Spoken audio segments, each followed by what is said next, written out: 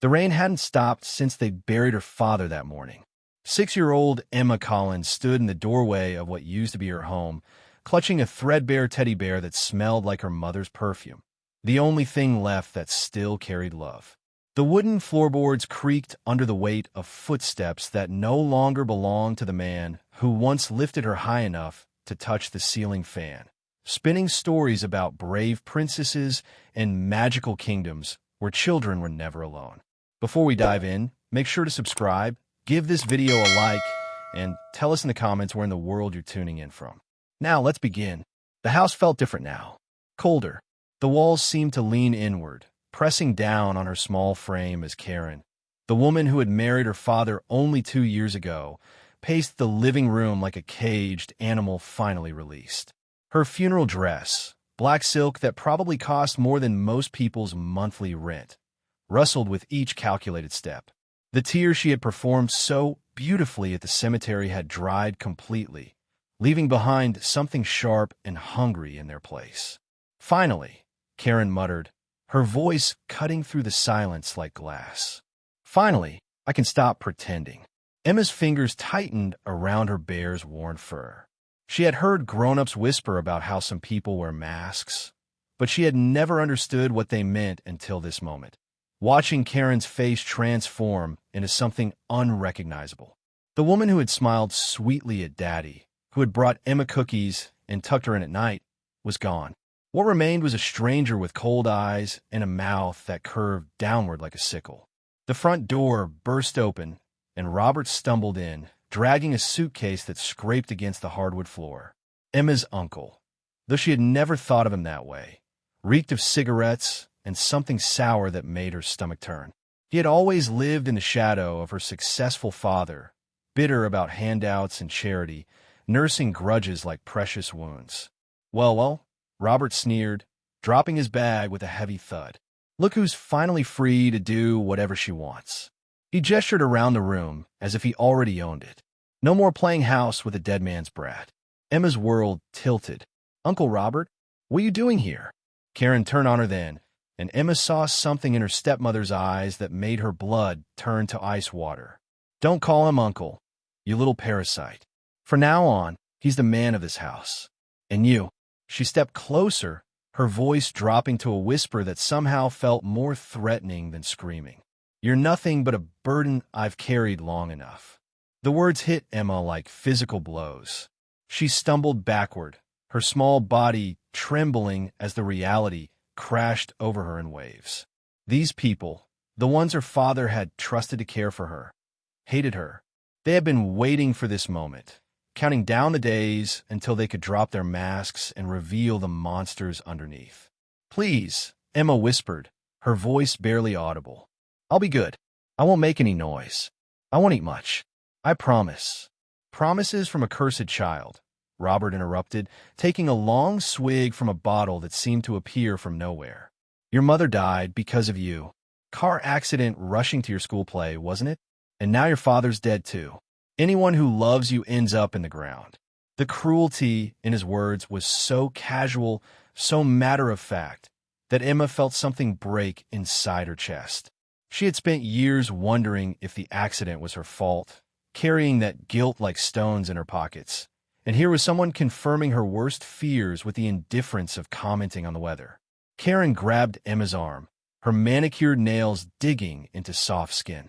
I'm done pretending to care about Richard's mistake. You want to know the truth? Your father was weak, soft. He wasted his love on something worthless. She yanked Emma toward the front door, snatching up a small suitcase that had been prepared and waiting. I've packed your rags. Time to go. Where am I supposed to go? Emma's voice cracked, tears streaming down her cheeks. This is my home. Your home. Karen's laugh was like breaking glass. This was never your home. You were just tolerated here, like a stray cat that wouldn't leave. But the cat owner is dead now, and I'm calling animal control. The metaphor was lost on Emma, but the hatred wasn't. She watched in horror as Karen ripped her beloved teddy bear from her arms and hurled it into the front yard, where it landed in a puddle of muddy water. The sight of her most precious possession, her last connection to her mother, lying abandoned in the dirt, made something fundamental snap inside her. "No," she screamed, lunging for the door, but Robert caught her wrist in a grip that would leave bruises. "Look at that," he said, his voice filled with mock surprise. "The little princess has some fight in her after all. Too bad it won't do any good." Karen returned with a bucket of ice-cold water, her eyes gleaming with a satisfaction that was almost sexual in its intensity. "You know what, Emma? Your father used to say you were his lucky star. But I think you're the opposite. You're cursed. Everything you touch dies." She raised the bucket above her head. "So let me wash that curse off you, once and for all." The water hit Emma like a physical assault, soaking through her funeral dress, the same black velvet her father had helped her pick out that morning, when he was still alive, to tell her she looked beautiful. The cold shocked the air from her lungs, leaving her gasping and shivering as rivulets ran down her face, mixing salt tears with dirty rainwater.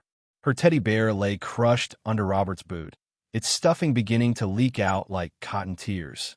Emma collapsed to her knees in the mud, gathering the ruined toy against her chest, her small body shaking with more than just cold.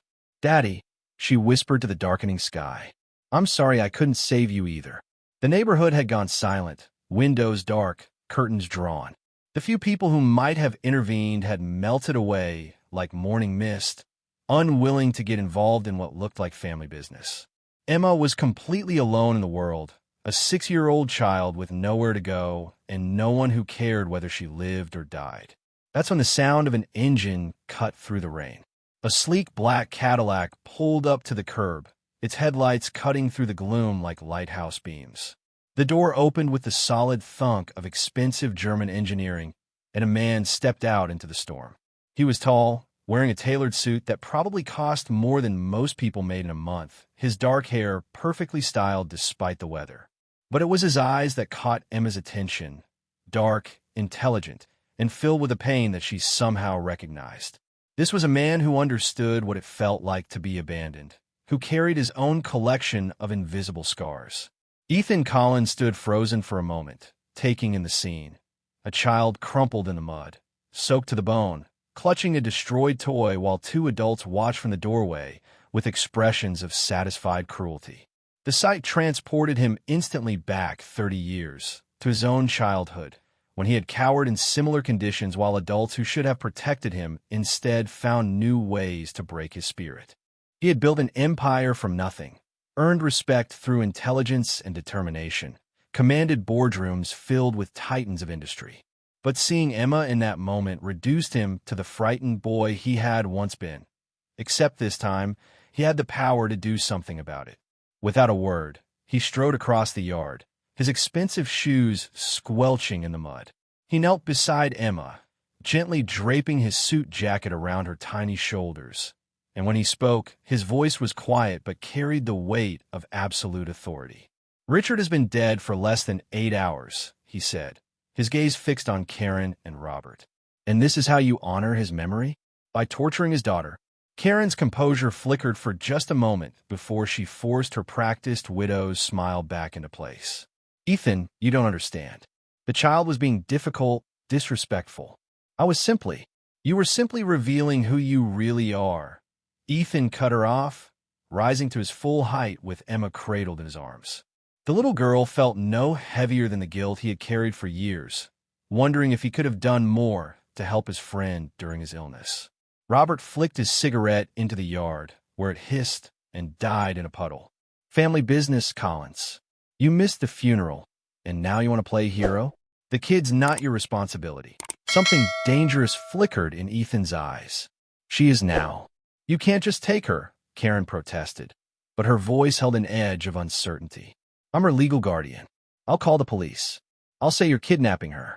"Do it," Ethan said simply. "Call them. Let's have this conversation in front of people who investigate things for a living. Let's talk about how Richard's medication was mysteriously changed in his final months. Let's discuss the sudden amendments to his will that appeared while he was sedated in the hospital." The color drained from Karen's face, and Robert took an involuntary step backward. Ethan's reputation in business was built on meticulous preparation and deadly accuracy when cornered. If he was making accusations this specific, he wasn't bluffing. "I don't know what you think you know," Karen said, but her voice had gone thin and reedy. "I know enough," Ethan replied, turning toward his car. "And I know Richard was my friend. I know he trusted me. And I know he would never want his daughter treated like this." He paused at the car door. Emma is still wrapped in his jacket, and delivered the words that would haunt Karen's nightmares for months to come. "I know you're going to regret this." The drive to his penthouse was silent except for Emma's quiet sniffles. She sat pressed against the leather seat, her damaged teddy bear clutched against her chest, afraid to speak, afraid to hope that this rescue might be real and permanent. Ethan's apartment was everything her father's house wasn't: clean, organized, peaceful. But it was also empty in a way that spoke of a man who had focused so completely on success that he had forgotten to build a life worth living. He ran her a warm bath, found clothes that were comically oversized but clean and soft, and heated soup that actually tasted like someone cared whether she ate it or not. When she finally spoke, her voice was barely above a whisper. "Are you going to leave me too?" The question hit Ethan harder than any business setback ever had. He saw his younger self in her eyes, the desperate hope warring with learned expectation of abandonment. "No," he said simply. "I'm not going anywhere." That night, as Emma slept fitfully in the guest room, clutching her repaired teddy bear, Ethan sat in his kitchen making phone calls and planning a war. He contacted attorneys, private investigators, and forensic accountants. He pulled strings, called in favors, and activated a network of connections that most people could only dream of. But it was Emma's teddy bear that provided the smoking gun. Hidden inside its worn stuffing, sewn into the lining by a dying father who knew he was running out of time, was a small digital recorder. Richard's voice came through clearly, discussing his suspicions about his medication, his growing weakness, and his fear for his daughter's future. Then came Karen's voice, caught off guard and unfiltered. "Just increase the dosage. The sooner he's gone, the sooner we can get rid of the brat and live our lives." The evidence was damning, legally bulletproof, and exactly what Ethan needed to ensure that Emma would never have to see those people again. The trial that followed made national headlines. Karen and Robert were charged with murder in the first degree, conspiracy, fraud, and child endangerment. Their defense crumbled under the weight of digital evidence, witness testimony, and forensic analysis that showed Richard had been systematically poisoned over months. Emma testified via video link, sitting in a room decorated with her favorite stuffed animals, speaking clearly about what she had seen and heard. Her composure impressed the judge, but it broke Ethan's heart to see how young children learn to be strong when the adults in their lives failed them. The verdict was swift. Karen received life in prison without parole. Robert got 25 years. Their assets, built on Richard's money and insurance payouts, were seized and placed in trust for Emma. Standing on the courthouse steps afterward, Ethan knelt beside Emma, who was clutching his hand like a lifeline. "It's over," he told her. "They can never hurt you again." "What happens now?" she asked. Ethan smiled, the first genuinely happy expression he had worn in years. "Now we go home. And maybe we figure out what it means to be a family." The adoption papers were finalized 6 months later. Emma Collins became Emma Collins Harper, and Ethan discovered that saving her had somehow saved him too. His empty apartment filled with laughter, art projects, bedtime stories, and the chaos of a child who was finally safe enough to be a child. Years later, Emma would graduate valedictorian from Harvard Law, following in the footsteps of the man who had shown her that justice wasn't just a word. It was a promise worth keeping. Sometimes the strongest families aren't born from blood, but forged in the fires of shared trauma and mutual rescue. Sometimes the best parents are the ones who choose to love, not the ones who are obligated to. And sometimes justice wears a tailored suit and arrives exactly when hope seems lost.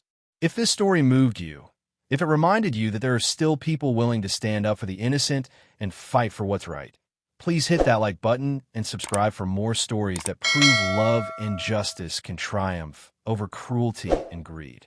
Your support helps us continue sharing these powerful reminders that every child deserves a champion, and that sometimes The family we choose is stronger than the family we're born into. See you in the next video.